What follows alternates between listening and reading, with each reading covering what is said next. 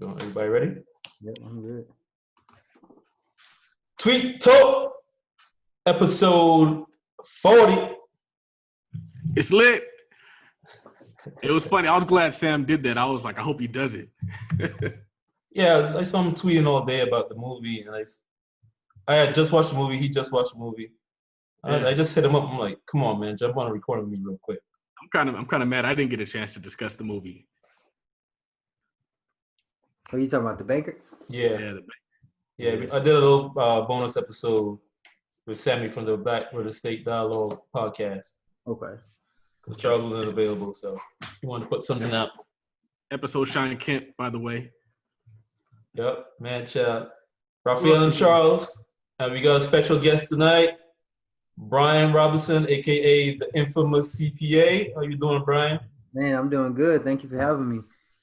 He said he just did 3K today, so he's blessed. Yeah. It was a good day. Right. Plus another 2K for something, right? Yeah, I got my tax return from all those business deductions, so that was a nice little bonus. Okay. You do your own taxes? So I do my own personal, but I let I have a CPA to do my business taxes because I just didn't have time. Like March was crazy for me. You know, with the 3/15 deadline, there was no way I was getting all those taxes done by myself. How did the appraisal go? Oh no, you said that's Friday. Yeah, right? That's Friday. Okay. So we'll see. That's why I got the porch painted today because I'm like, I gotta make it look new again because all that foot traffic messed it up. How has being a homeowner affected your taxes?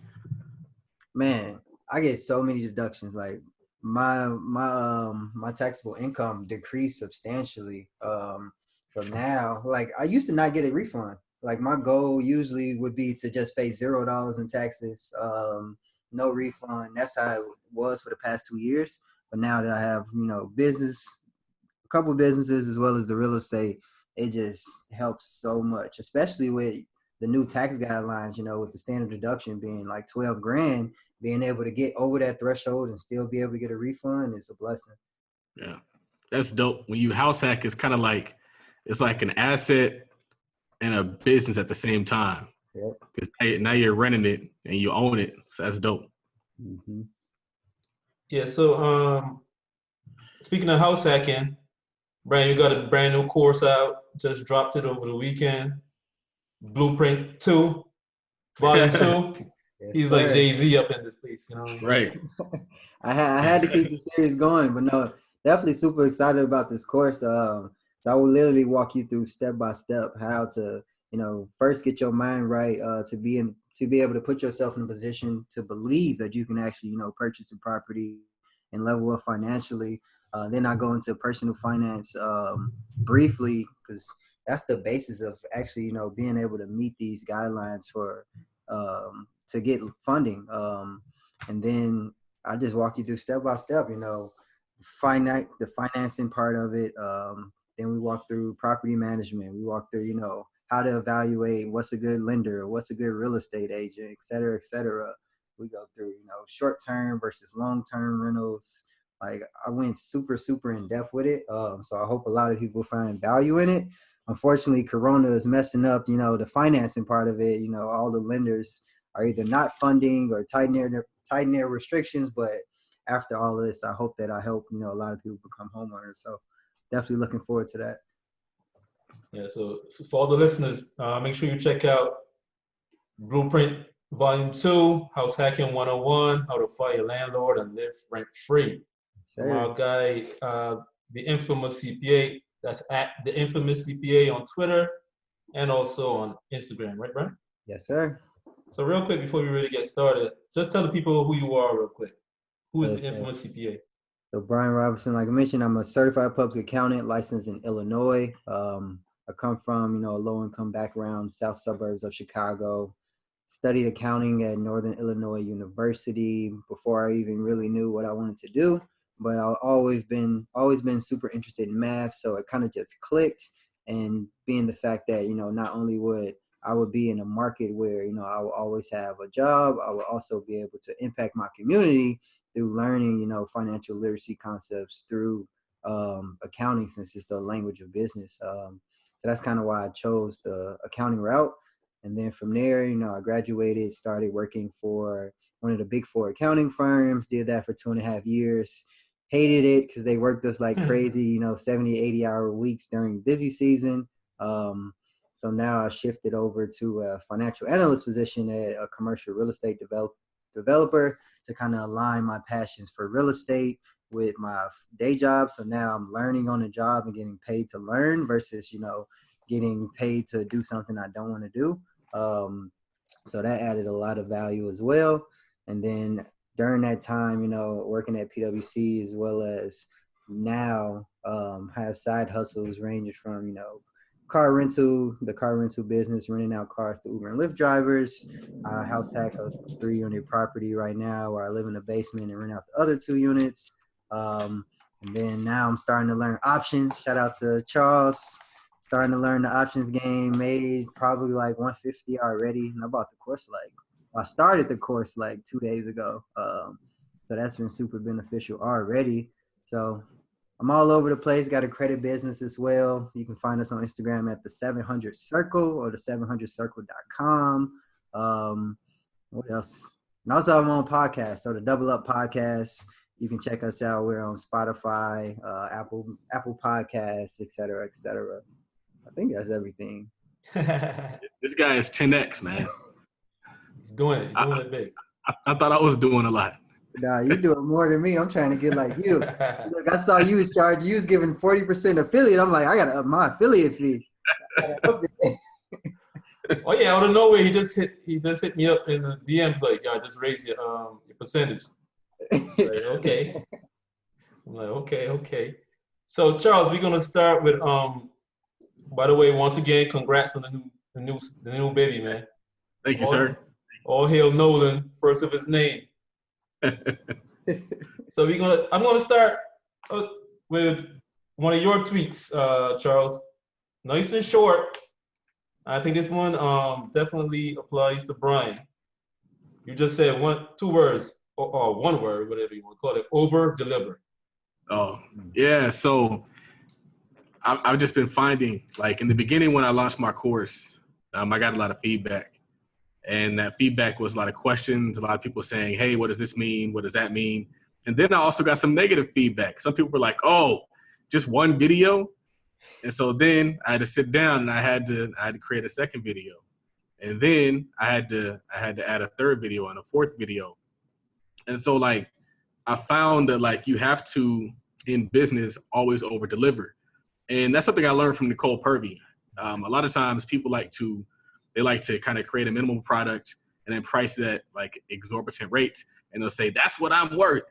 And they wonder why nobody's buying their product. And what I learned from Chris is that there's more people that have little bits of money that are willing to give it to you, even if it's just trying it out, than there are who's going to commit that 500, that 600, that 700, that 1,000, that 2,000. And so you should be appealing to those people as opposed to trying to tax other people. But then when you do that, over deliver. And so what I found that like people were buying the course and they're making their investment back the first trade, or they're making thousands, 2,000s, 5,000, just crazy numbers, but I didn't raise it. And so I feel like that's the value prop.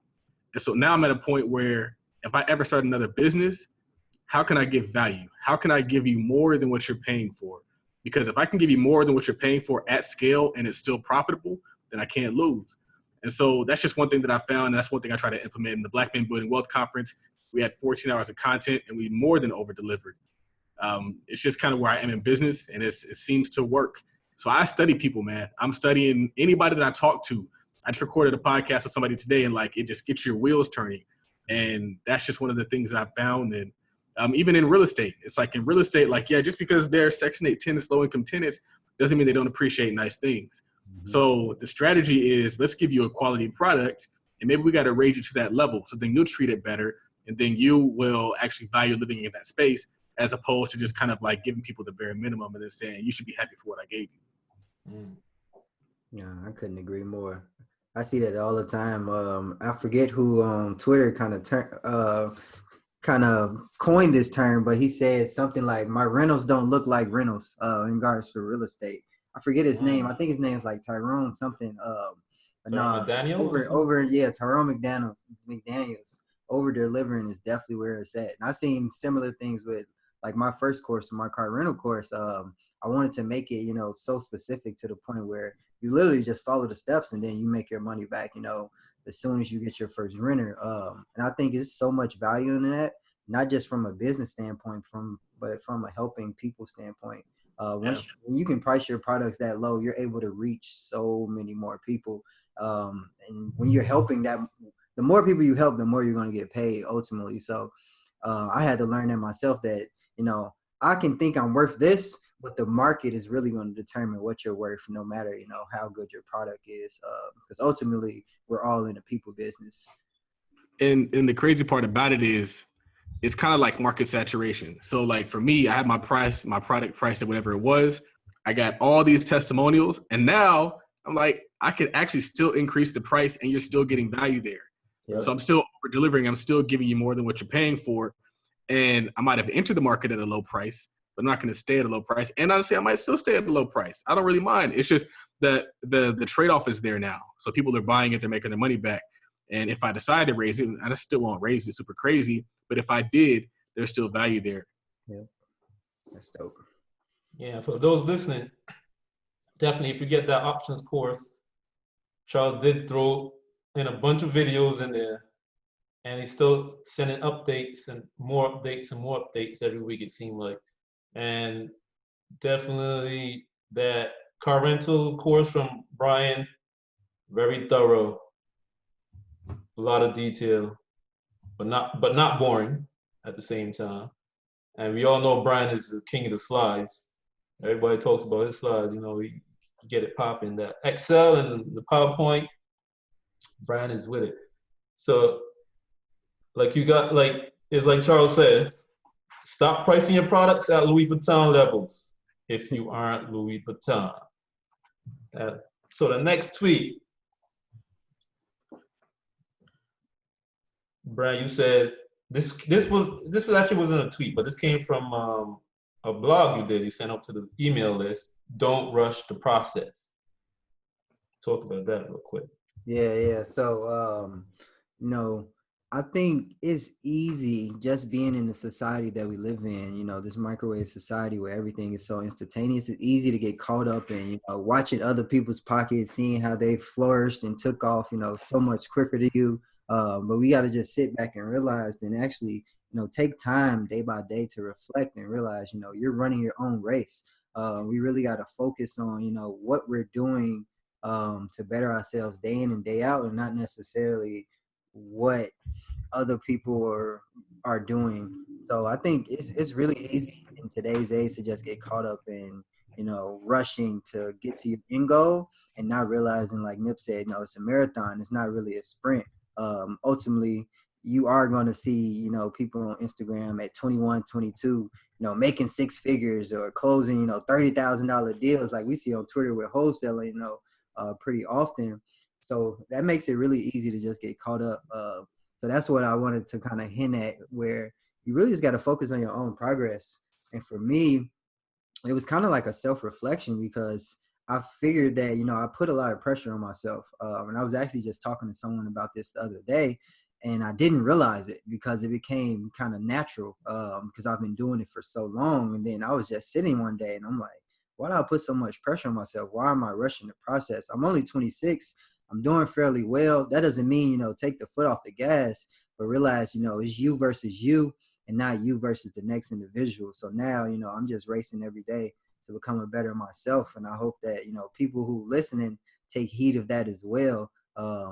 Just run your own race against yourself. Just, try to get better every day versus comparing yourself to what other people are doing and the progress that they're making.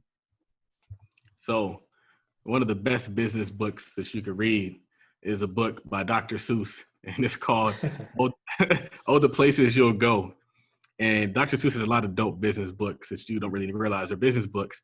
And he makes this point in the book where he talks about, like, in the beginning, you might be ahead, but then your friends might overtake you and take the lead. Mm-hmm. But you just got to kind of keep hustling, and then pretty soon you'll be back ahead of the pack.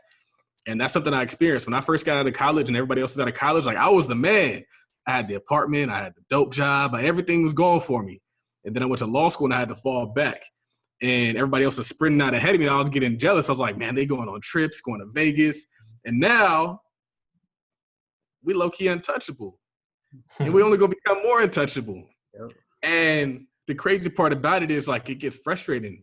But I feel like you do got to just run your own race and focus on you. Because, like, if you were ahead before, you'll likely be ahead later on.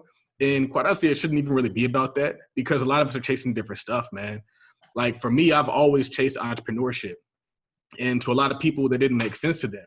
And so when they're doing well at jobs, I was doing poorly at jobs, because we're chasing different things.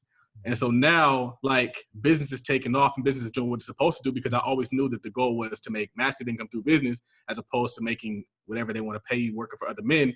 Like, they're successful in their own right, and I'm successful in my own right. We all just chasing our own different path in life, and that's okay. Yep. Run your own race. So that's, I guess that's this week's book recommendation from Tweet Talk. All the Places You Will Go by Dr. Seuss. Straight bars, man. Read it to the kids. Yeah, I gotta read it because I gotta see how Dr. Seuss rhymes "stay hustling." That was a paraphrase. He didn't say stay hustling.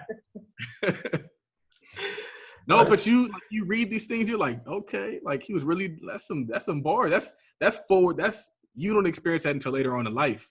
Like, he was talking about how, like, sometimes you'll play games that you can't win because you'll be playing against yourself.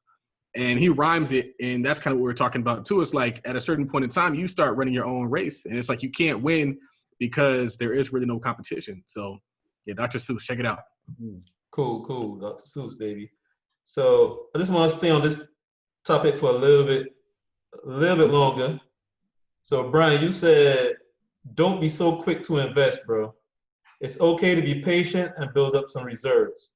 You don't have to take the tough route of going all in early.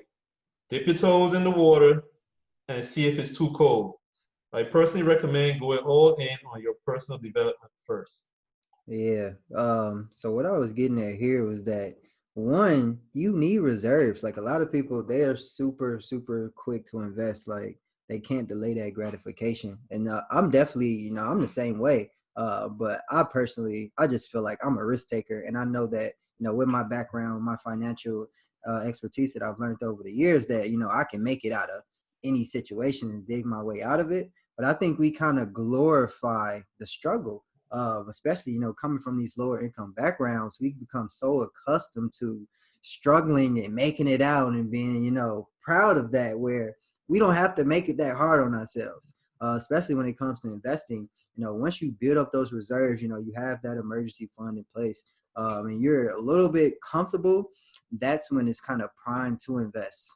And you can avoid, all the stress that comes with it, but you can do it the other way, and it's probably going to be harder. You're probably going to be a little bit more stressed out, but if you feel like you have the means to do it, I would say go for it as well. But just know that you don't have to struggle through it. You can thrive in entrepreneurship. But a lot of people, they just get so accustomed to the struggle that they think that's how it is. They think that's how it, needs to be. They want to push themselves to the brink when that's not necessarily necessary.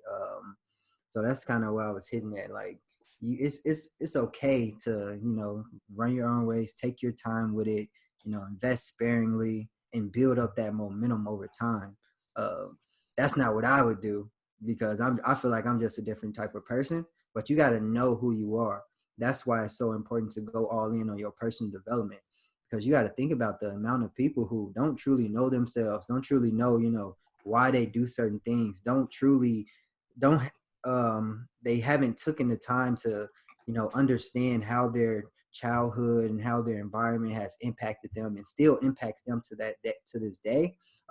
They don't reflect. So a lot of people, they don't really know themselves. And I think that's why they have a lot of issues, not only in their personal lives, but that translate over to their businesses as well. So that's why I say go all in on your personal development first and foremost, because the better you are, the more money you can make. Like, there's a quote that says, your income will only grow to the extent that you will, or something like that. And I think that's so true, because you got to continually be growing, not just professionally, but personally as well, to be able to reach, whatever heights you want to see. So that's what I was trying to get at. So I agree, but I feel a little bit different and the reason why is because I feel like most of us don't make investment mistakes. We just make the mistake of never investing. I always tell people, like, it's not a lot of us that are out here saying, like, yeah, I could have had generational wealth if only Granny bought Apple stock instead of buying Tesla stock. But Granny just didn't buy no stock. That's true. And so I feel like in a lot of ways, like, you learn by doing. And so I tell people, like, yeah, take the course, get the information, and then do some shit. You don't have to do it with your own money. You can do it with paper money. You just got to get in the game, and you got to get your sea legs, and you got to figure out how to tread water yourself while you're out there. I also feel like investing is a form of saving. And so if you're investing and not putting money up so that you can get some stuff to spend, then we should be all right. So let's say, for example, you buy a rental property, and then the rental property kicks off rents. That's immediately in your reserves, especially if you still have a full-time job. Now you have money stash. Now you have some protection against your asset. Instead of people, what they do is they buy it, and now they're like, oh, dang, now I can go buy some stuff with her. Now I can go take my wife to dinner. I can buy her some shoes, kind of like what James Hunt did his year one of investing. But then he told you, he's like, he couldn't have had $10,000 stash if not for the assets. These jobs are not there to free you, man. And I hate to tell people this, but they just aren't. The more money you make, the higher life you're going to live off of that income. So with Brian's situation, it wasn't that he bought a house or he bought some stock. He bought a house. So he bought a car. And then the car, which is an investment, which is a business, then funded his savings. And so I think we have to adopt that investor and that business owner mindset. And of course, the personal development 100% has to happen. I don't want people out there, because if you're putting up money and you're ignorant, then that's not investing. That's gambling. Mm-hmm. So, like, if we can classify investing, it's like the intelligent use of capital, not just the use of capital. Yeah. And so I think that, like, if you do that, I think you get to the end goal. It's like Kramer says, investing is a way to trick yourself into savings. Most people don't have savings because most people are just consumers. So once you kind of adopt that investor's mindset, you start looking at money as a tool, then you start using money differently, and then you get a different result. No, I definitely agree. And I think you really got to keen on the fact that, like you said, it's intelligent investing. It's not gambling. And I had to tell myself literally this yesterday, because I made an option trade, and I'm like, that was a gamble. That wasn't an investment. I didn't do my due diligence. And I kind of just, put something out there trying to see if it stuck. And that was just a gamble. And it's the same way, with any other investment, making sure, you're doing your due diligence and actually making an informed decision is an actual investment versus a gamble. So I think that personal development definitely is super important, because you just got to know. You got to know, who you are as a person. You got to know how to evaluate certain situations, how to evaluate certain investments. And it definitely, goes a long way. And I think you definitely can. You definitely learn by doing. So definitely get out there, but just make sure, you're investing money that you can afford to lose. So I think you definitely got to know that as well, because if you just invest in your bill money, like, you tripping, unless you just, really honed in on that strategy already, and you trust yourself that much. But you definitely got to make sure you're investing money that you can afford to lose, because there's ups and downs to everything. Everything is cyclical. And you got to take the emotion out of it too. Yep. I recently made a trade this week, and typically I'm an optimistic guy, but I'm like, you can't be optimistic if you're trading. You got to be, what is the chart giving me? What is the data giving me? And so what I did is I was like, hey, the chart's on a downtrend. It's consistently been on the downtrend. This company is basically dead, so I'm just going to put a put on. I'm going to short it. And it ended up hitting, but it was a completely unemotional trade. And I feel like that's how you have to invest. You got to detach the heart and the feeling from investing and just make intelligent moves based on the data. What is the data giving you? And so I feel like that's kind of what a lot of people need to be doing. Yeah, for sure. So you kind of touched on this a second ago, Charles. You said your boss doesn't want you living like living how he lives? Man, I forgot so I work in downtown LA, and the owner of the firm is a Jewish guy um, from Iran, and he lives in Beverly Hills, got the Range Rover, got the Gucci belt, Gucci loafers. He's swagging. He's living the best life, but he ain't out there paying everybody else at that level. And I just feel like when your boss created that business, you weren't in the business plan. He didn't say, you know what, I hope I can make Raphael rich. No, he said he wants to make sure that he can be rich and his family can be rich and richer at your expense. And so why do I say that? I say that because I wanted to detach people from jobs. The crazy thing about working a job and building a business is every cent that you make is a bonus. And so let's say, for example, you make $60,000 in your job and you make $20,000 in your business. You know what you can do with 20 grand? You can go take a trip wherever you want to take a trip. You can buy your wife whatever Louis bag she wants. You can eat at whatever restaurant you want to go to. You can really do whatever you want to do. At that point in time, it's just disposable income. You're living at that level. Now, the one thing that I really did is I told you the story about how when I stopped working the job, I was able to live at the level that I wanted to live. And I was like, wow, like now I'm living at boss status, CEO status. I'm living at like how you want to live, but you can work your whole life and never get to that level and then wonder why it is. You're like, oh, maybe it's because I'm not working hard enough. Or maybe it's because of racism. Or maybe it's because, I don't know. And it's not that. It's that you're getting your money the wrong way. You need to be getting it from the open market. Like I said, you don't need a raise. You need clients. You need customers. You need to go help some people, because if you do that, all your problems are going to be solved. You solve other people's problems, your problems will be solved. And so I'm realizing that the game is rigged against us. And if you just have the intelligence to kind of break free from that game, then you can live at the level that you want to live. You can buy what you want to buy, protect what you want to protect, put your kids in the right school, do all the things that you're supposed to be doing, but you're not going to get it if you got your money coming through other men. What you say, Brian? Now, I was gonna say, it's really like a job really limits your income. Like Charles said, it's like it really limits, your possibilities, because you make money, on a set period of time, Monday through Friday. But I think Chris talks about this all the time on Instagram and Twitter. Like if you spend money every day, which all of us do, you need to make money every day, and you just can't do that on a job unless you have a job that's, Monday through Friday, and then you're trading your time for it. And for me, now that, I have these passive income streams, it feels good waking up to a couple of sales, or a new renter renewing their rental. That feels really good to be able to, not trade your time and wake up to those sales. So you just can't do that with a job. You can't wake up and, be like, okay, I just made money from working my job. Like, no, you didn't go in and put the hours in. So a job really limits your potential. And I think a lot of us who, market our services online and have full-time jobs, we make our money on the jobs. And sometimes in most cases, we make more on the side than, in our jobs. And we work probably, 25% of the time. To me personally, I only work like 3 hours a day on the side hustle. Like focused attention, actually working. So, that's 21 hours a week, and I'm giving 40 hours to the gig. So I'm working half the time, making more money. And it's like, at some point you got to realize, what's going to benefit you more. Granted, I do like the fact that, I can take more risks because I have a full-time job versus, if I was just all in, full-time entrepreneur, I wouldn't be able to take as many risks.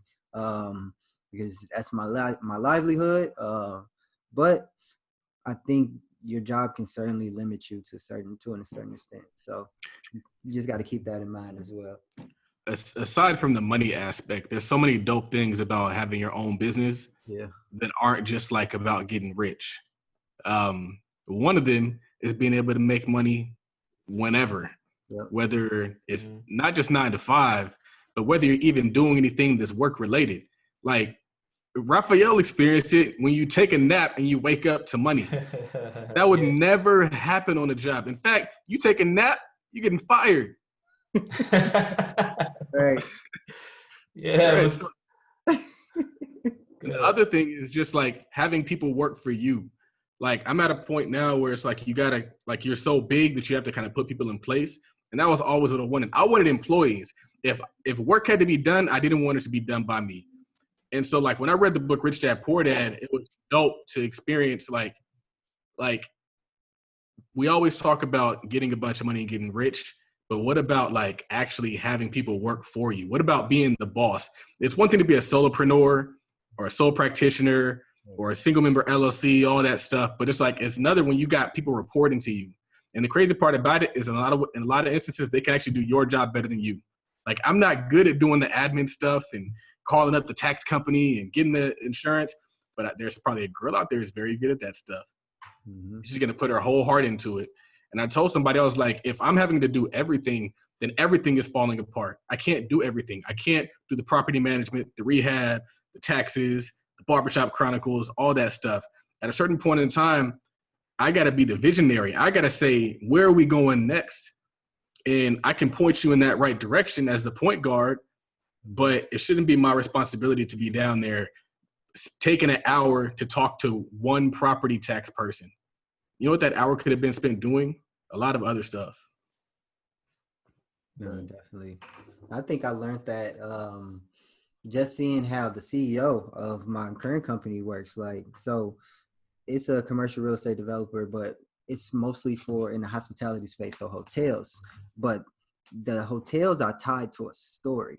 So picture, you went to, let's say, USC, and the hotel is directly correlated with USC. I mean, you might have the red and yellow theme and the carpets. You might have, history from Southern California that a lot of people won't even recognize. So how they do it is they have what's called a writer's table, where they basically, sit down all the design people and the CEO, and they basically spitball ideas of what they're going to bring to the table that's going to help, basically implement USC as well as the surrounding cities or whatever into the hotel. And if you were just a solopreneur, you would be doing all this investigating yourself. But now as the CEO, when you have all these people bringing the ideas to the table, now you can just evaluate and make the best informed decisions versus, doing all the information gathering yourself and then sorting through it, seeing what works and what doesn't, et cetera, et cetera.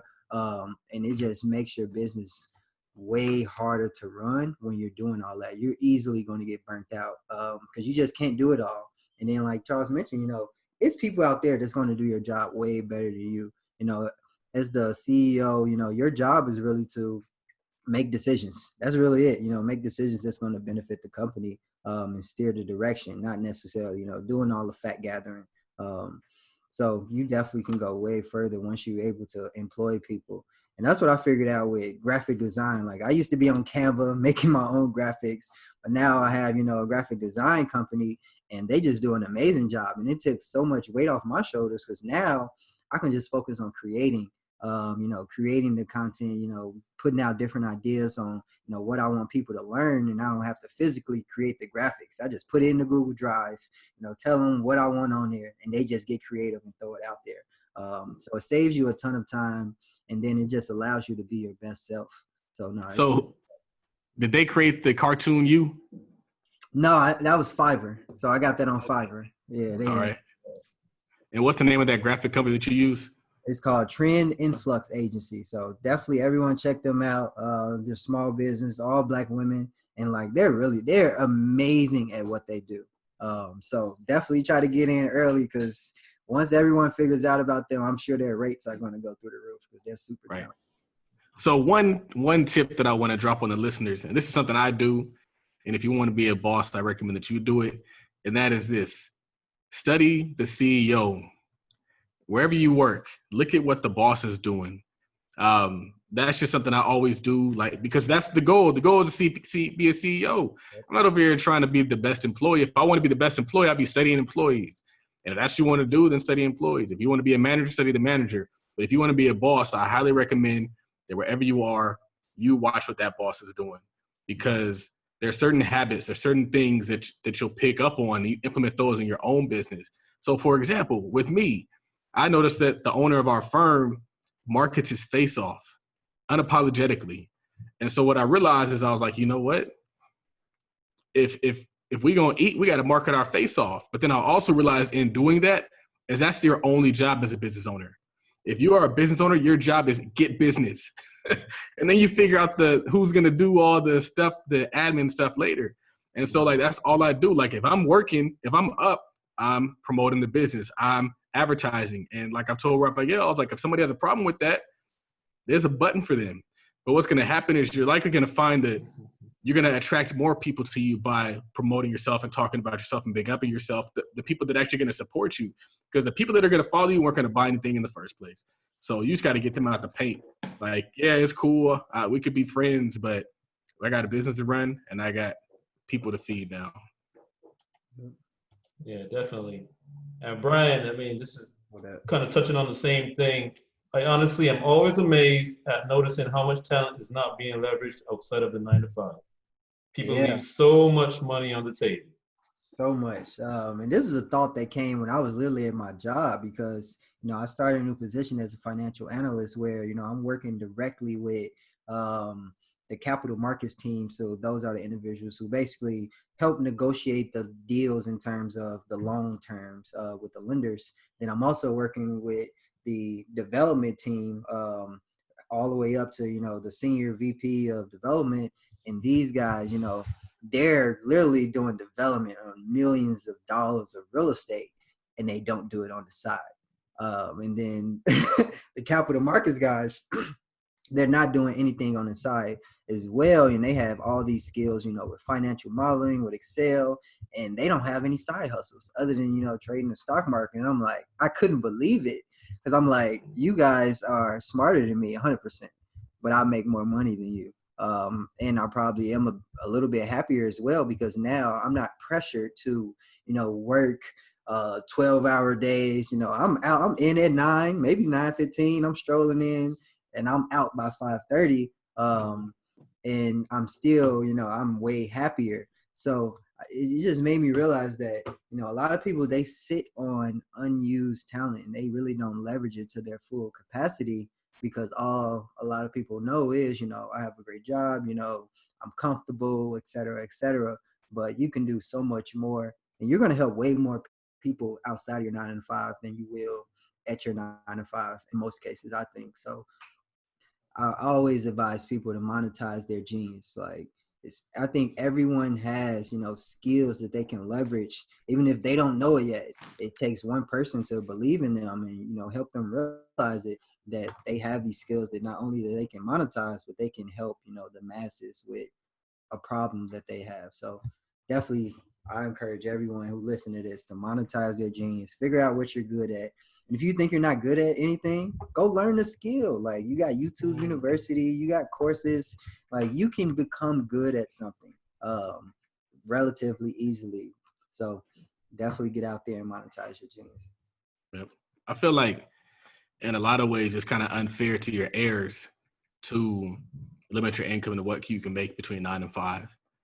Because I don't know the exact math, but there's 7 days in a week, 24 hours in a day, and you're probably making money for like 25% of those hours. If you take a full Saturday and Sunday off and you work 8 hours Monday through Friday. And so I was on Twitter this morning and somebody posted something and he was saying like, if you happen to have a job that doesn't allow you to do one of those things, then you got to create an entity and then function your business through that entity.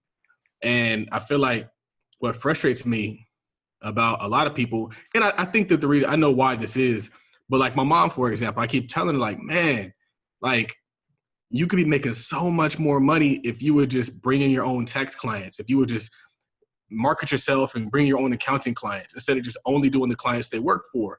And so you come to me and you complain about your job, but you're not building a solution. You're just going back to the job.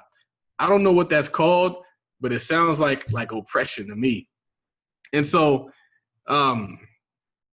when Brian was talking about, that was an earthquake. When Brian was talking about how he said you're going to help more people in business and on your job, I remember one time after the Black Men Building Wealth Conference, I asked, I was like, what would your job say if you said, I want to put on a Black Men Building Wealth Conference? Like, how do you think they would feel about that? Right. I don't think that's going down. But you saved your community. You served your community. I get DMs every day from people who are like, man, thank you for this. Thank you for that. And I only get that because I have a business. And I tell people, like, my business ain't out here. You felt that?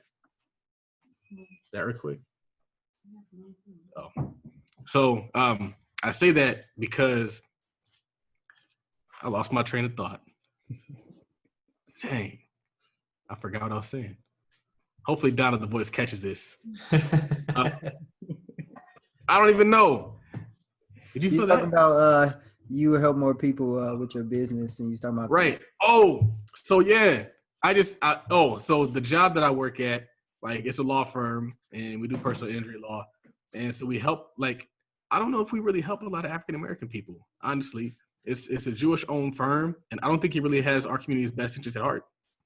Like, he has his pockets in the best interest at heart, and he's going to continue to market and bring in those low-income clients. But what ends up happening a lot of times, because the system ain't exactly in their favor, or maybe the attorney just kind of is like, take what you can get, is you can notice the disparity between settlements between African-American people and non-African-American people. And I don't know if that's because of the system or if you just have somebody who just doesn't really care. Like, for me, the people that I do business with, I care about them. If they succeed, I'm happy. If they succeed, I feel like I succeeded. Like, if you get wealth and if you get yourself away from having to work for a job, I feel like I won, because that's just how it works. It's like, if I pass Raphael the ball and we're both in the Lakers and he scores, then I win. And so I feel like that's what happens when you do business. Like, I was telling somebody, like, my only purpose through my business is to help Black people get money. And of course, it's kind of turned into a more diverse thing. But like, everything I do is oriented towards that. Like, we're in real estate, or if we're in stocks, or if we're in options, or if we're in vending machines, or if we're in all these, the Black Men Building Wealth Conference, trucking, mobile homes. Like, that's my only goal. My business rises and falls over how many Black people I can help. And if we had a bunch of people out there doing that, we'd have a lot less people that need help. Man. Right. It's facts. All right. So, Charles, you had these two tweets together. The first one, you said a business is a project, kind of like a school project. And you also said launch before you're ready. The pressure from early customers to improve will push you to get it right, and get it right quick. So I like the idea of starting a business as a project, because it takes kind of like the hope out of it. I feel like a lot of times people think they're like maybe playing the odds when they're building a business, and not like they're just putting the pieces together to build a business. And if you look at it that way, I think it makes the end result a lot more attainable. So that's one thing. And then the other is kind of like the lean startup, the minimum viable product. And just how I tell people all the time, like, you need to get started, get fancy later. I found that, like, you got to take your product to market, because quite honestly, you don't really know what it's missing. You just know what you know. You knew what you put together. And that's important, because that's just how business works in America. Everybody thinks that they have to be that exception. They got to put that perfect product out. And so what happens, they never put anything out. And that's frustrating to me, because we need more businesses. We need more people to just put their stuff out there and they refine it and tweak it later. I always tell people that, like, the first iPhone didn't have a lot of features that these iPhones have now. And they made a bunch of money selling that first iPhone. But what happened, they put it out there and people were like, hey, we need a landscape keyboard. Hey, we need a front-facing camera. And we need copy and paste. But they're still lined up to get that thing. I want people to launch the iPhone 1 of their product, get it to the market, and then tweak it and refine it. It's not going to be comfortable. You can get DMs. They're going to tell you, like, hey, bro, like, I don't understand this, or hey, bro, you should do this, or hey, bro, like, I want a refund. And that's okay. That's just business. If you just look at it like that's just business instead of trying to avoid the uncomfortable stuff, then we'd have a lot more people who are out there, like, getting after it and launching their products and getting into people's hands and making money. Because you make money selling products, man. I've seen the light. I've found that I would rather make money selling widgets than selling hours, because widgets are unlimited, especially digital widgets. Imagine if we went into the business of selling products, physical products. And I was listening to the Earn Your Leisure podcast, and they were talking to Ryan Leslie, and he made this point. He was saying, like, digital products have a limited scale. There's no shipping. There's no manufacturing. There's no actual cost of goods sold. It's legit 100% product or profit. And so, like, that was just mind-blowing to me when he said that. And then he also said something that I've been leaning on, too. He was like, bro, like, you could sell 1 million copies of your record, and you would be not, people wouldn't even have heard about you. There's like, what, 100 million people in the United States? I don't know. It's a lot of them. But, like, that's what I lean on. I'm like, I need more customers. But let's say I bought that lot of bags from Alibaba, and I get 50 bags. That means at most I can make 50 sales. And then after I make 50 sales, I got to start all over again. I got to wait a month. I got to do all that stuff. With digital sales, digital products, you got to do that. And I can continuously update and refine it. I can do what I want to do. Launch before you're ready. What you said, Brian? Launch before you're ready. No, He's more polished than I am. I honestly realized like the same thing in terms of with digital sales. Like when I first, I got a 7K check from Gumroad. I'm like, have I ever had a check this big before? I'm like, this is ridiculous. And I'm like, I felt the same way. Like I really seen the light, I started posting my numbers and my close friends on Instagram because I'm like, I didn't know this was possible. I didn't think to do that. You have people like Chris and Charles that kind of share their stories, and it's like, I got to show everybody else. I got to tell everybody else, like, this is possible. Like, monetize your genius, like, for real. So, no, I couldn't agree more. And I'm trying to get a couple of my friends who have very specialized skills that a lot of people will, benefit from. Like, I'm telling them, create a course. I help you. I do whatever I need to do because it's important that not only I want them to level up financially, I want them to be able to share their gifts with the world. And of course, it's the easiest way to do it, especially when, all you're doing 9 times out of 10 is creating a PowerPoint deck and then walking them through exactly how you do it. And 9 times out of 10, you know exactly how you do it. So you're basically just regurgitating something that's in your head already, putting it out on the internet and helping others. So I think it's super dope. So, I'll definitely encourage anyone who has a gift, whether that be, personal training, whether that be cooking, et cetera, use this downtime right now to find ways to get your gift out to the world. Because we need more people out here that's going to share their gift. Because ultimately that's going to take us further as a people, not just African-American people, but, humans in general. Because a lot of people, just imagine if, Madam C.J. Walker just stayed doing laundry or et cetera, she wouldn't have been able to employ all these people. She wouldn't be able to inspire people that she's inspiring today. Like her legacy lives on. So you definitely got to get your gift out to the world. And courses is one really, really easy way to do it. So definitely encourage it. And while we're on that subject, I think that, and we're dropping gems, I would tell people to put out as much as you can. Because you never know what's going to hit, man. Yep. So, like, you never know. But you have a lot of knowledge, especially if you do a lot of things. So it's like you got the cars, you got the house hacking. Who knows what's next? I don't know what could be next for you, but there's something else that you know. Or Raphael, there's something that you know. Like for me, I put out all these different things. I had investing as a group, starting at LLC, investing in long distance, vending machines. And then one hit and hit big. And it wasn't what I was expecting to hit big. I just put it out there. And like sometimes it's luck. Sometimes it's not even planning. I think that a lot of times we try to plan a little bit too much, and we try to think our way to success and try to smart our way to success. And I think Chris said it, but he's like, there's a reason why like the leaders of these academic institutions aren't the wealthiest in America. Like you can't just be the smartest person and get the most successful. A lot of times it's just the person that's willing to do the most. I think it's like they said, fortune favors the bold. And so you got to be bold. You got to put what's out there. You got to be willing to endure the criticism. You're going to get criticism. But if 50 people hate you, 50% of people hate you, you can still be the president. So it's like, I'm not here chasing, like, they're going to talk. And if they aren't talking, you aren't doing nothing, man. Like, you just got to get it out there. No, that's facts.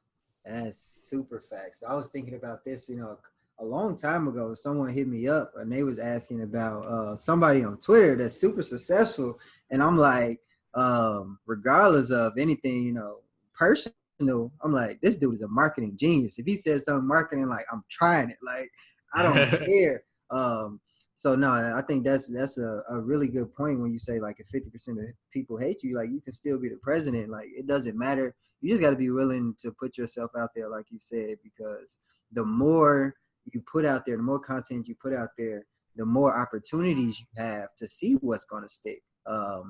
So definitely got to get out there. It's just a matter of shooting your shot. Like we'll slide in the DM and shoot our shot all day, but when it comes to business opportunities, we scared, we nervous. Like we can take the same approach. Like take your shot.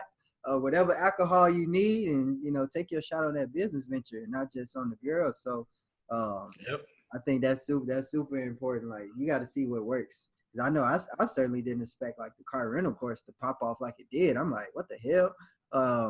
Definitely never expected that. So definitely going to continue to put out content, courses, et cetera, and just continue to see where I can go with it and how many people I can help. And I want everybody else to do the same. So I feel like what I used to think, just growing up that, the next man was competition. But now I see is like everybody really can eat. And coming from those low income environments, we don't necessarily believe that.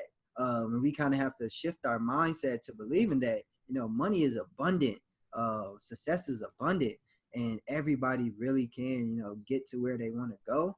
We just got to really support one another. Like I could have been, on Twitter, not really kicking it with other people that do credit repair like Irene, et cetera, but I'm like, bro, I love them. Like I don't even really know them like that. And like I really want to see them be successful, even though we might be in the same lane in terms of that particular industry. But I realized that, all of us can eat. All of us can eat in our respective lanes, even if it's the same industry. So everybody is not competition. Everybody is really a resource.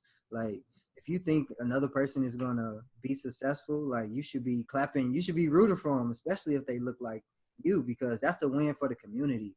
So I'll definitely advise that as well. Like don't look at other people as competition. Look at them as not only resources, but motivation as well. Because a lot of people on Twitter, I was thinking about this the other day when I was reflecting, I'm like, I'm really thankful for everybody on Twitter that just drops game, because we help so many people collectively and we're moving the culture forward. Like Black Wealth Renaissance, they chose the perfect name because this is what this truly is. Like it's a renaissance of Black wealth, and we're seeing it day in and day out. We're making, 1K days become the norm. Like I didn't know I could have a 1K day. Charles kept saying, I'm Mr. 1K. Yeah. I'm like, I'm about to have a 1K day. And now I've hit it, time and time again. It's becoming normalized. And I'm like, that is so dope. So we just got to keep going with it. Yeah, it is crazy. It's crazy how like you can walk into what you speak. So it's like I always blow my mind when I say something and I'm like, dang, like is we really out there doing it? Because when I said it, I didn't believe it could happen. I just said it because it was ambitious. And then you got there walking into it. So 100%. Sometimes we make 1K before we wake up. Now I got to do that. right. Yeah, man. 1K a day. I'm saying like, okay, I'm gonna have my 1K. I'm gonna start with my 1K a month. That's pretty close. It's about to happen. I gotta move to that 1K a week and then move on. But just like you guys were saying before, Charles, you had a tweet saying, put yourself out there. You can do more than you think you can. You guys just talked about that. Man, I don't know if you're gonna do the bigger tweet, but I got a vendetta against anti-wealth Twitter, and it's not even like I dislike them individually. I dislike the fact that sometimes when we see success, instead of like celebrating it or supporting it or trying to follow in their footsteps, we like hate on it or call it a scam or say like it's like all these negative things. And I just see it time and time again. Like, and we've seen it with like, I didn't even realize like they literally shut down Tulsa Real Estate Fund for a little bit. But the crazy part about it is the same people before were saying that it couldn't work. They're like, oh, you can't pull that off. we broke. We ain't got no money. And then he raises a bunch of $1 million. Like, oh, it's a scam. Like, he literally went step by step by step, checked all the boxes, and they're still hating on him. And the frustrating thing is it's not even other folks, man. It'd be your own. And so, like, I've just seen it time and time again. And Tony the Closer kind of pissed me off when he brought it to light, and he was just like, I feel like he went about that whole situation tacky. I think he expects me to back down. I definitely didn't back down, even though people told me I should. But I was like, I stood on my principles. I feel like if you are wronged, it's okay to be wronged. But going about it the ghetto way isn't dope to me. If people get sued every day in business, if he did you wrong for 50 grand, that's sue worthy. You don't go fight the dude. You don't go and make fun of his wife. You don't go and call him all kinds of names and say he did a bunch of stuff that he didn't do. I feel like we got to elevate as a culture, man. Like, it's not just about getting money. It's not just about having stuff. It's also about elevating mentally to the point where we can solve disagreements intelligently, to where we can move on professionally, because then you're ruining his name, his family's name, all these different things. And people can think that it's not important, but it's very important, because in the streets it's happening every day. People are getting shot, people are getting killed, it's like real life stuff.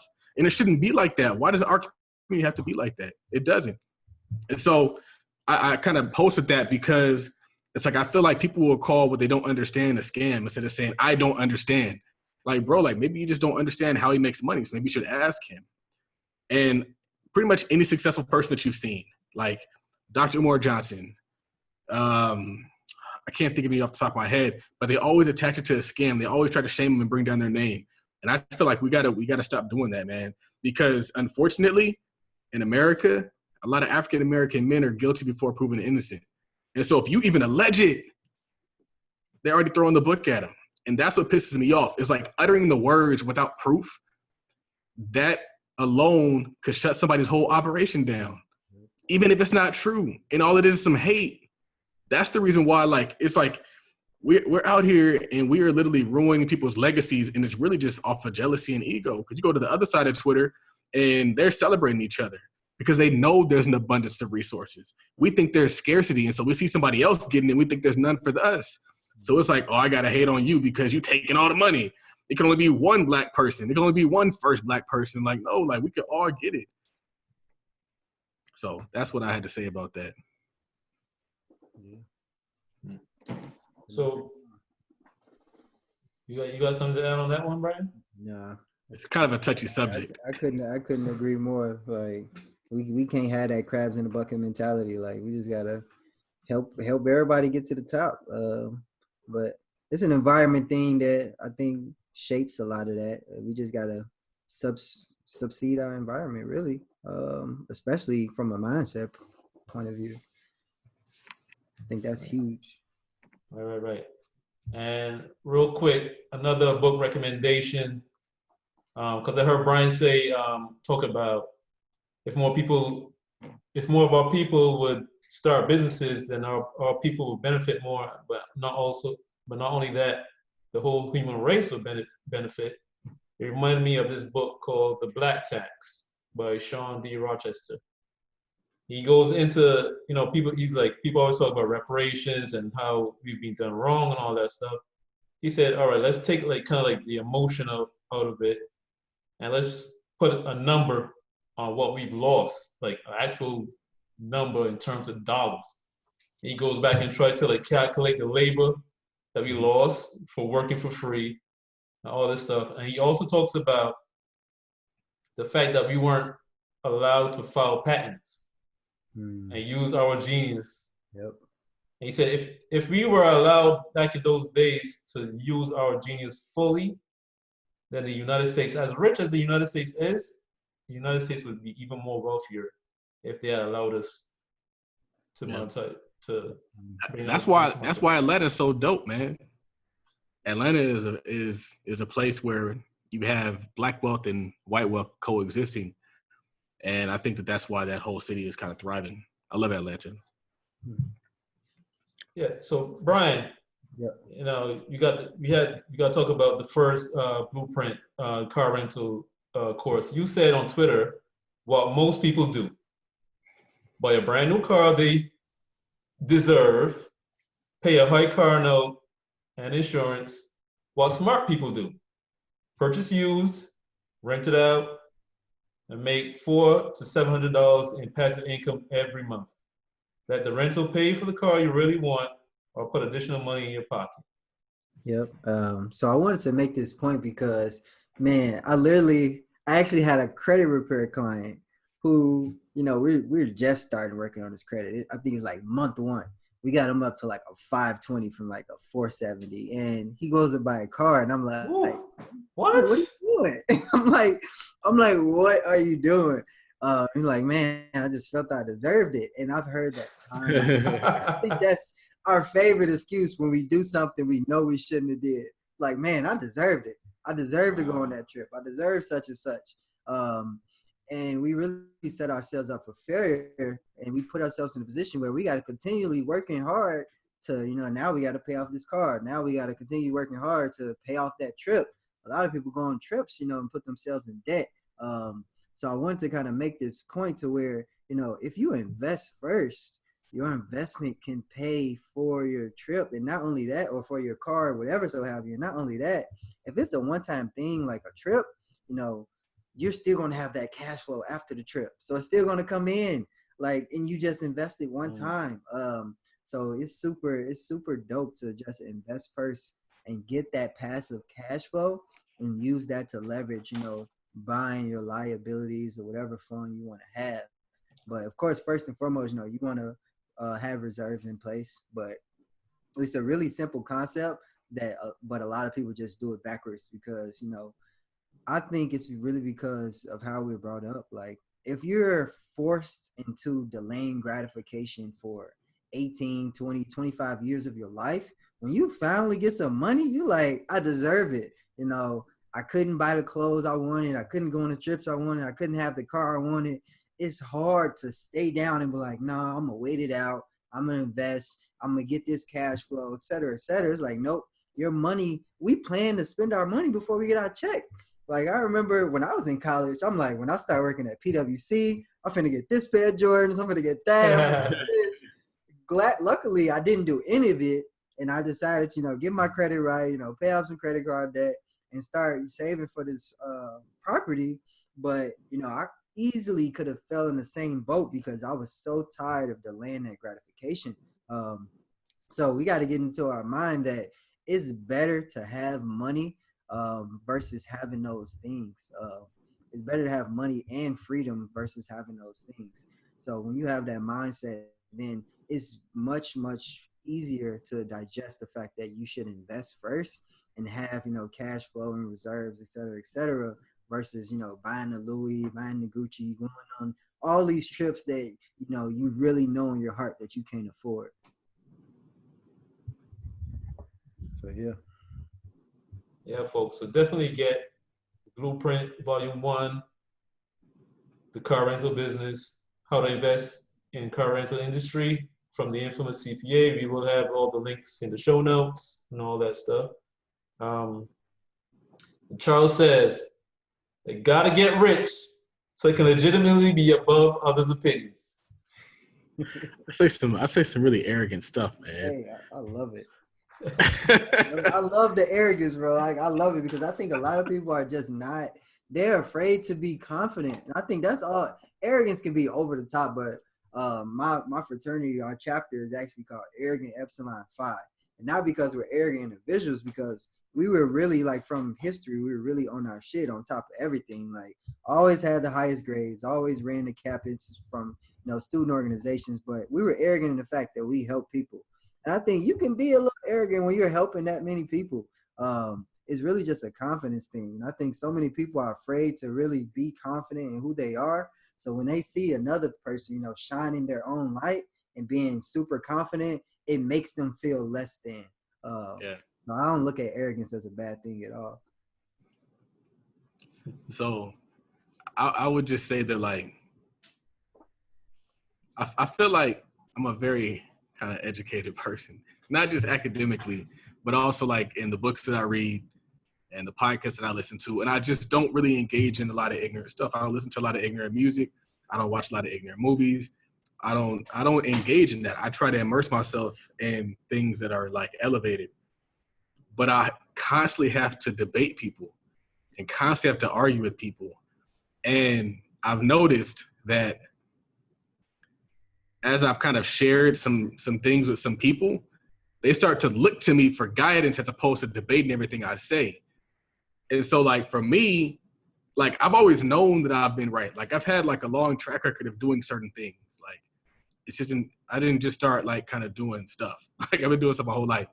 And so like, even when like my parents kind of come to me and they're like, oh, well, in regards to the business, you should do it this way. I was talking to my mom and we were talking about how we're going to set up the stuff to file our taxes. And I was like, I'm going to do it this way. And she was like, well, I don't think you should do it that way. And I was telling her why we're going to do it this way and why my way kind of works. And I was like, don't debate me. Like, I know what I'm talking about and I have the success to prove it.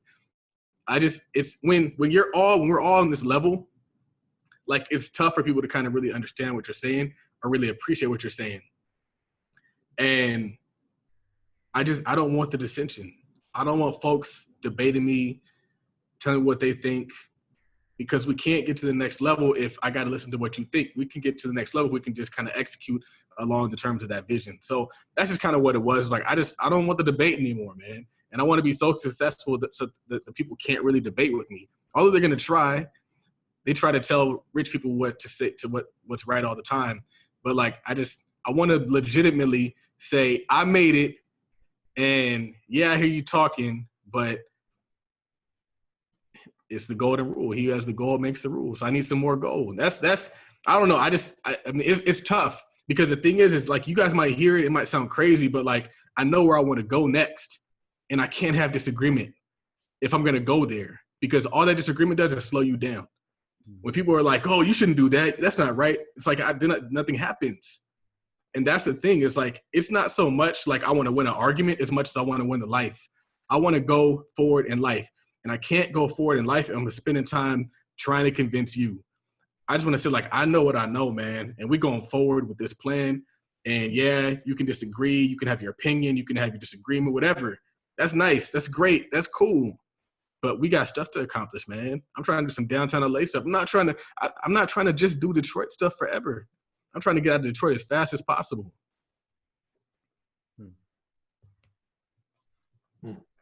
Okay. So, Charles, you said if you give a boss money, he's going to invest in more product, marketing, and branding. You give an employee money, and he's going on vacation. I feel like sometimes like being an employee can kind of set you back in that you just got that false sense of security. You know what check's coming. And I just realized like this whole week, I've just been investing in new different things. I'm like, all right, I need to continuously improve my processes, because if it's working at this level, if I can invest to get a new website, create my own ecosystem, get my marketing, invest in more advertising, the more that I invest in my brand and spend money in the brand, the more money that I make. So I just realized, like, when you strictly are an employee, you're just looking for a break from being an employee. I don't even think employees want to be employees. They're like, I can't wait to get off on vacation so I can go and like live rich and sit on the beach and be in a hotel. But like what I've noticed is successful entrepreneurs invest in their product. They improve their product. They refine their product. And so a perfect example is just Miss Cynthia Hawkins, another boss that I studied for some time. And she's just an African-American business owner in Watts that owns a burger restaurant in the middle of the ghetto with brioche buns, Angus beef, fresh cut vegetables that she cuts every single day. Wow. Like everything in that restaurant's high end because she just continues to invest in her product. And I feel like that's what you have to do is like, especially as African-Americans, like once you get over the threshold of getting like, okay, I have a brand, I have a presence, now you got to improve it and you got to actually compete at that level. Now you got to put out some quality stuff. And you might have to put out more quality stuff than the next man because they always try to say that their ice is colder. So that means you just got to have even colder ice, or you got to just step it up and have better ice or have something that's even better than ice. And so that's just kind of how I feel. And it might not true, but it might be true. It might not be true. I just know that me recently, I'm going all in on the business of me. And whatever that looks like, if that looks like more advertising, then I'm gonna put some money in advertising. And what people don't realize though, is when you start spending that money, like on getting an assistant, it actually makes you more money. If it didn't, your boss wouldn't hire you. So I'm like, if I got an assistant, I should actually get a return on her labor. It shouldn't just be a loss to me. So if I'm paying her $15 an hour, I should be able to get $45 to $60 worth out of that. So then employees actually become investments. The people who work for you are actually should be providing a return, and they might actually give you a better return than maybe a house or maybe stocks or maybe all these different things. And so like, that's just kind of where my mind is now. I'm like, damn, like after you realize that, like how many more employees can I get? I need more people to be doing this work. So then we can just continue to scale. And it's a mind shift, because if you're making $30 an hour, you're like, why would I pay somebody $20 an hour to do something? Like that's almost as much as I'm making. But what you have to realize is you're not really worth $30 an hour. You're probably worth about $1,000 an hour. You're probably worth about $2,000 an hour. So when you start thinking at that level, then paying somebody that 15 makes sense. It makes more than sense, because you're freeing up your time. So that now I'm not chasing around property taxes and I know what's getting done. I'm not chasing around getting this unit flipped and I know what's getting done. And if it's not getting done, it's a problem, because if you don't get it done, we're going to replace you or we got to have a talk. But it's not a matter of like, I got to literally do the work and I got to make it happen. No, now my only focus is scale. Now I'm not looking at tax stuff. Now I'm only looking at more deals. Now I'm only talking to banks, because I don't have to talk to contractors. It's actually a bar. Talking to banks, not contractors. I like that. Yeah. Tweet it out, man. Tweet it out before you forget. Yeah. That's a bar. Tweet it out, man. I already know you. Come on. Man.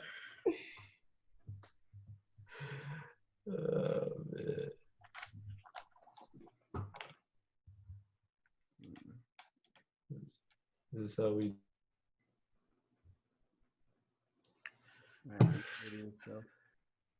This is like one of the longest episodes ever. Yeah, I'm about to wrap it up.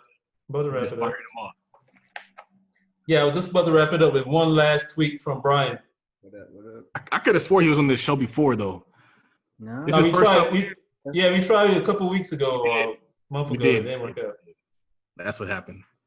So, Brian, you said, what's dope about life is that if you get rid of fear, you can take the approach of simply finding out what you're capable of. Many people die without knowing that. But if you live every day trying to figure that out, stretching your limits, you'll probably have few regrets. Yeah. And this thought came about, and I remember the specific moment.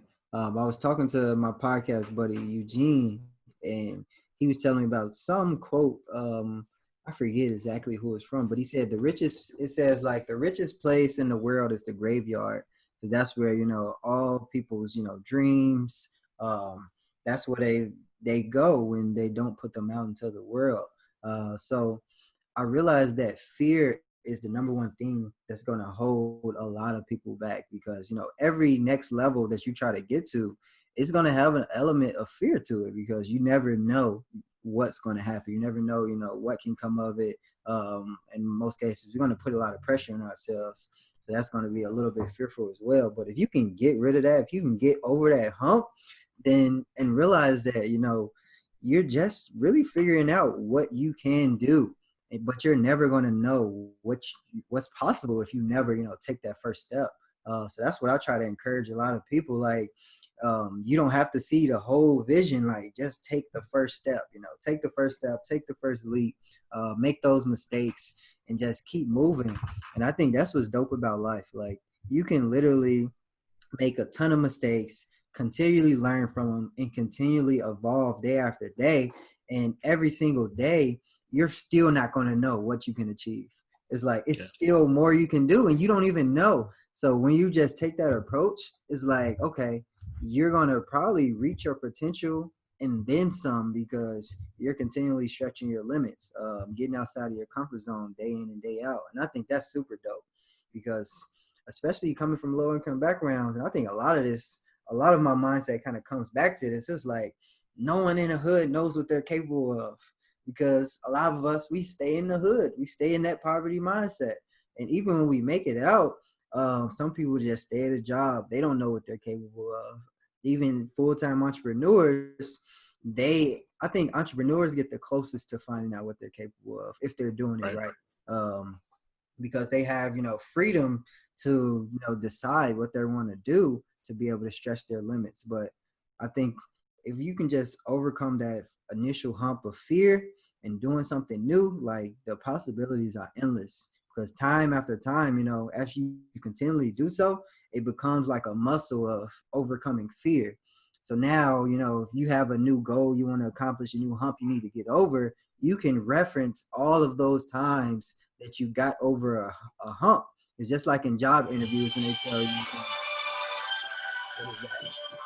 They tell you like, tell me That's a the time, wrap-up music right there. like, tell me a time when you did such and such. You can reference that within your own head to whatever hump you're trying to get over. And it's like now you have that muscle, you have that know-it-all that you've done this before, just in a different situation.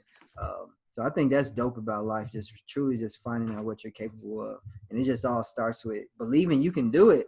And when you believe you can do it, it's easy to get over that fear component. So one thing that I'm afraid of is buying a rental car and a tenant or a renter not renting it from me.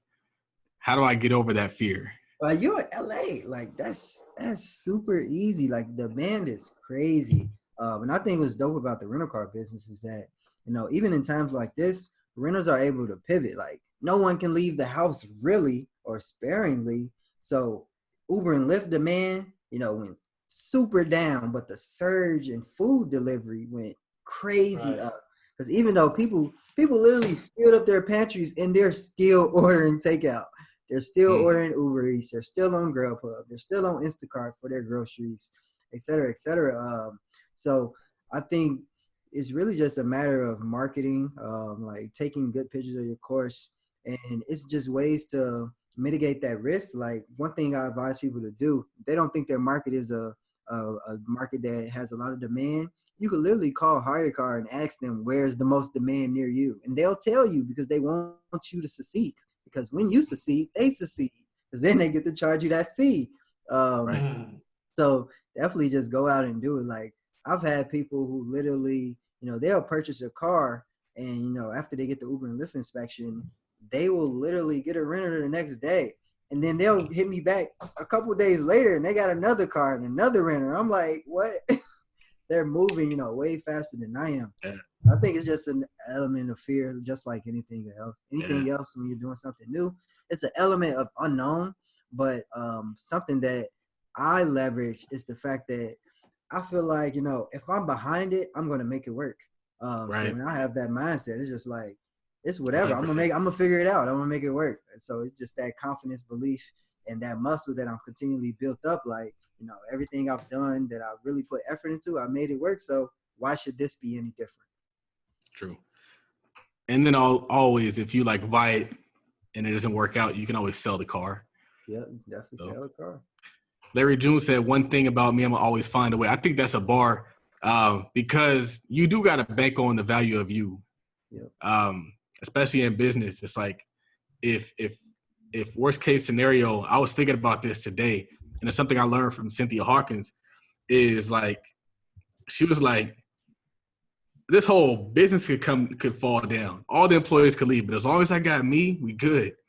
So it's like I look at that like with everything I touch, the investment club, everything. I was like, I could lose everybody, but as long as I got me, we good. Like in actuality, your vision is what created it all in the first place. So it's like at the end of the day, all you really need is you. So everybody else is just an add-on, a bonus, a benefit. So this episode is sponsored by Fiji Water. So there's a bonus I just got. I don't know if y'all can see this, but I don't know if y'all can see that. You just helped Tide Capital make a sale. Look, we lit over dope. here. That's dope. Man, I don't know what he did. He got it quick, man. Like he ran up like maybe like $900 in sales in like maybe a week of being an affiliate. Yeah, because I saw you post like the listing of affiliates. I'm like, I gotta catch up. Like I'm just starting, but look, hey, I'm finna catch up. Killed it. He killed it. So that's dope. And Raphael, he's been making some moves too, because for the longest time he had been stagnant, and I think it was my fault. So I take the blame for that. Yeah, because I'm not gonna talk about that, but I now I'm was like, rolling. this dude Raphael's not doing nothing. What's going on? And I'm like, you gotta authorize me for the stuff, bro. Right. Yeah, it was a Now, glitch in the. as soon as you did it, the sales started coming, like boom, boom, boom. Yep. It's been a good Dope. like week and a half. Yeah. Good weekend. I saw it. I saw the balance, and I was like, what? I'm like, and I started thinking about what can I buy? What can I buy? And I had to stop myself and say, no, no, That's no, what we do around here, man. no, no. Don't buy nothing. Like Yeah. I'm lucky it didn't. The money didn't come in. I was gonna ask Brian if Yeah. he's bought any Yeezys since those the Earth ones. No, I only bought those. Like I tried to get another pair. I can't get through no more. I think That's hard. it's tough for me to get through online, but I have a store like down the street that I would go to. But usually I was out of town with the last few releases, so I haven't. But I want some more. Yeah. You connect with Byron Sellers? I haven't met him in person before, but I talked to him a couple times because Okay. he's out in Chicago. But I know he got a bunch. He got Right. a- He's like the king of the Yeezys. yeah, going crazy with it. All right. So for those listening, we're gonna wrap it up. Shout out to sponsor of the show, investorsateam.com. Hustle for your last name. And you can't fire me, the boss. We got a special guest with us tonight, Brian Robinson, aka the Infamous CPA. You can follow him on Twitter at the Infamous CPA. Same handle on Instagram. Yep. You can follow me, Raphael, on Twitter at Work Money Life. Follow Charles on Twitter at Todd Billy, TODDBILLI. I'm changing that tonight. Okay. I don't know what to tell you. I don't know, man. I don't know. And with that, we out because I don't know what to say now. We'll have all his links in the bio. You will have all the links in the bio. So all the courses, the car rental course, the house hacking 101 course, and he also has a deal on a bundle. You might want to get that passive income bundle. Huge deal right now. You better jump on it right now. I believe it's $85 for both. Yep. Now, definitely. I was gonna cop that. And then I realized I already had the car rental course. And I was thinking, I was like, should I get both? But I was like, no, I already got both. And so then I only had the first one, so I got the second one. So I purchased the house hack course. I plan on watching that tonight. Appreciate it. It's good. I started watching it. It was funny when as soon as Brian made me an affiliate for the car rental course, maybe like 5 minutes later, it's like boom, sale. I was like, what the hell going so fast? Or it was less than 5 minutes. It's like I left the email that says Charles Oglesby. I'm like, oh shoot. Cool. But special guest, Brian Infamous CPA, your host, Raphael and Charles. Tweet Talk episode 40. We are out. All right. Hey. I gotta